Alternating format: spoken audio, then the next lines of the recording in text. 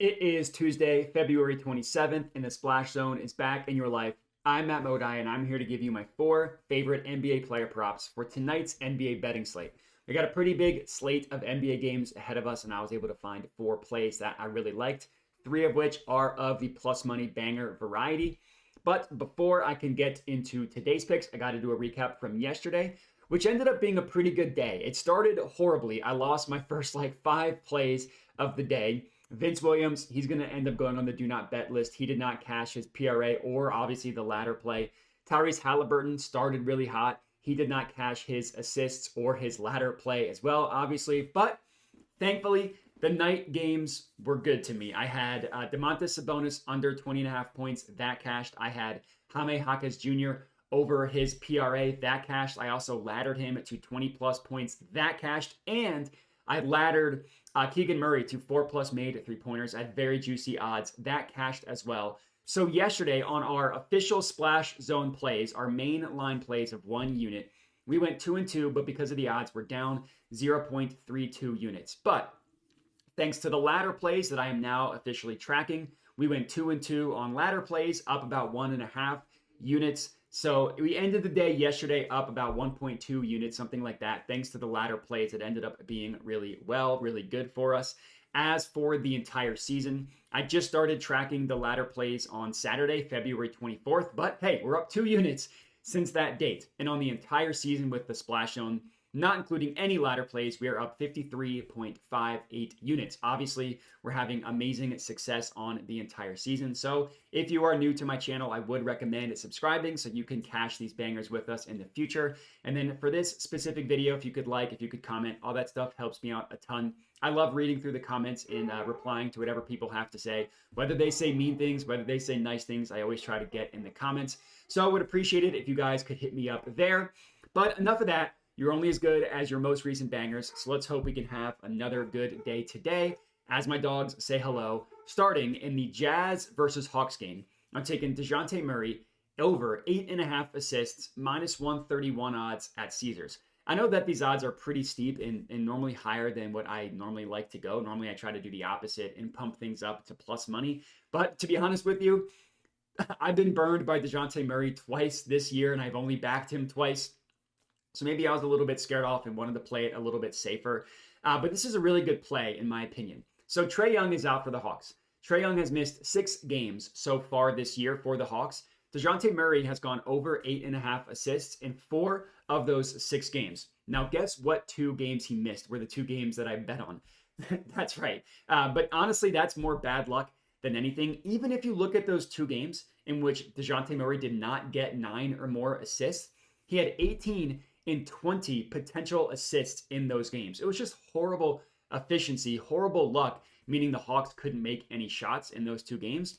That's, of course, always a risk, but the assist opportunities without Trae Young for Dejounte Murray are just insane. Unsurprisingly, with Trae out of the lineup, Dejounte Murray has the highest usage rate on the Hawks as well. His assists per game, his assists increased by about 3.6 assists per 36 minutes. And he actually averages over 36 minutes playing time in the games that Trae Young isn't in the lineup. Now, for the matchup against the Jazz, incredibly juicy matchup. We've been targeting point guard assist props against the Jazz all year, and it's consistently come through for us. The Jazz are allowing the 2nd most assists per game to someone of DeJounte's playmaking style, the most assists per game to someone of his shooting profile and his rebounding profile, and the 3rd most assists per game to someone of his scoring profile.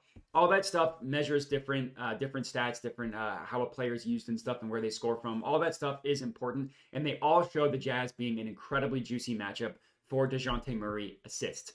5 straight point guards against the Jazz have gone over their assist over-under in 6 of the last 7 as well. Definitely a matchup that you want to target for Dejounte Murray assists. Let's hope he can come through for us. Next up, Pistons versus Bulls game. Taking DeMar DeRozan, 25 plus points, plus 105 odds at FanDuel.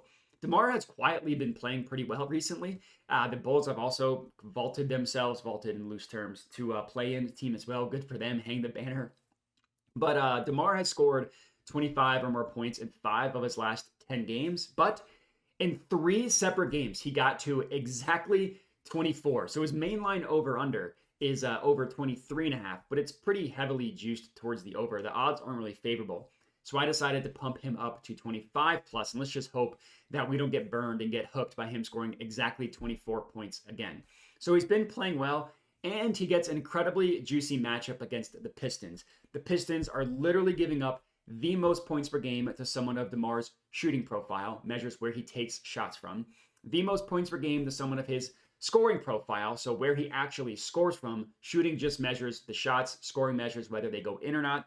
And the most points per game to someone of his playmaking style as well, which measures how he playmakes.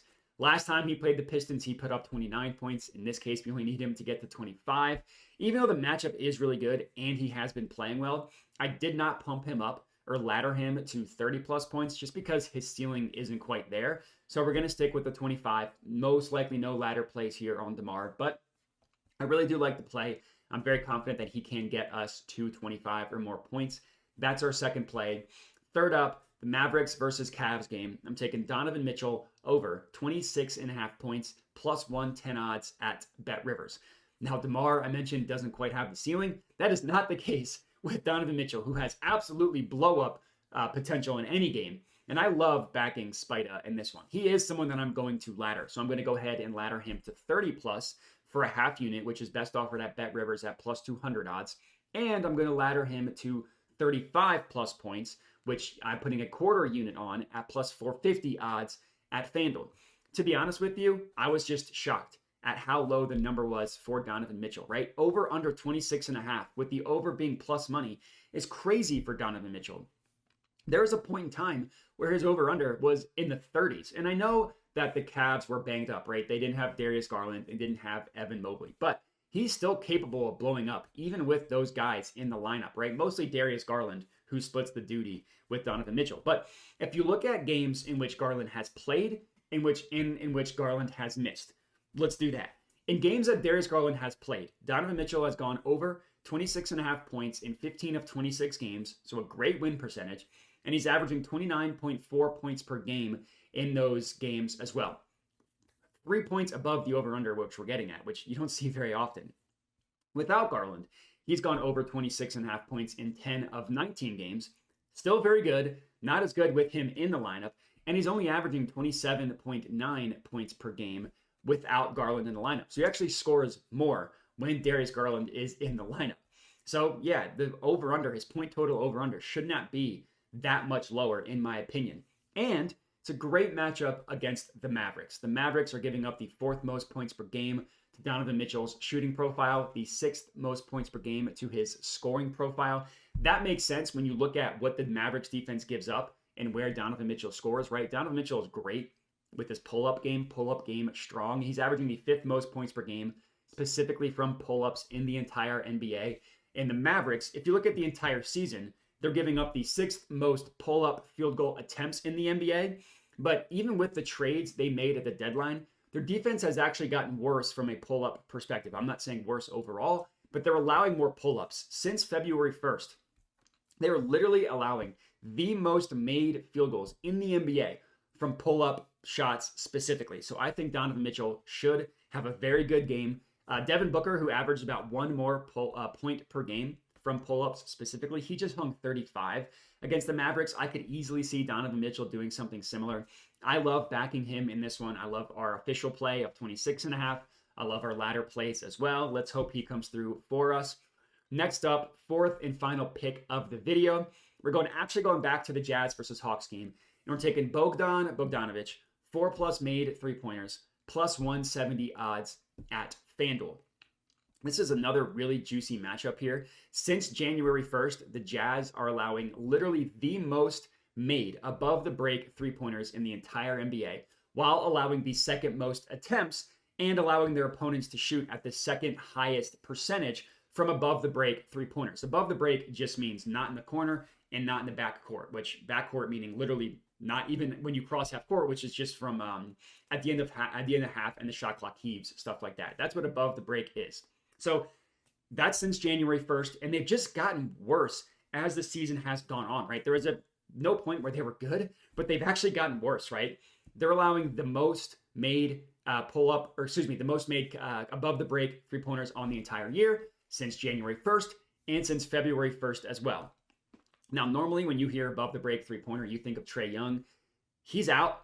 The next best person on the Hawks when it comes to above the break 3-pointers, that would be Bogdan Bogdanovic. He averages the second most attempts on the Hawks from the above the break, and that increases without Trae Young, right? Trae Young averages, I think, the most in the NBA, if not right behind Luka and Steph. And without those, someone needs to fill the void, and that would be Bogdan Bogdanovic. He's averaging 6.4 attempts per game. That's on the year. That goes up without Trae Young. 2 weeks ago, Bogdan made 6 3-pointers against the Bulls. The reason why that's relevant is because the Bulls are another defense that allows a ton of above the break 3-pointers. And Trae actually played in that game. As I mentioned, he shoots more when Trae Young is out of the lineup. In 6 games that Trae's missed, Bogdan is averaging about 8.5 attempted 3-pointers per game. That's total. In 2 separate occasions, he attempted 11 3-pointers in games that Trae Young missed. In another game where he attempted 9. I know we're taking him to get 4+, and the plus 170 odds reflects this being a pretty juicy play in terms of just win percentage and stuff. But in the 6 games that Trae's missed, he's made 3 3-pointers in 4 of them. So the floor is there. He has made 4 once, and then another game in which he had 2. Meaning, in the 6 games that Trae's missed, he has yet to make fewer than 2. He's made 3 the majority of the time, and even has the ceiling game of 4 as well. So the volume's there. The matchup is there against against the Jazz. Bogdan plays for the Hawks.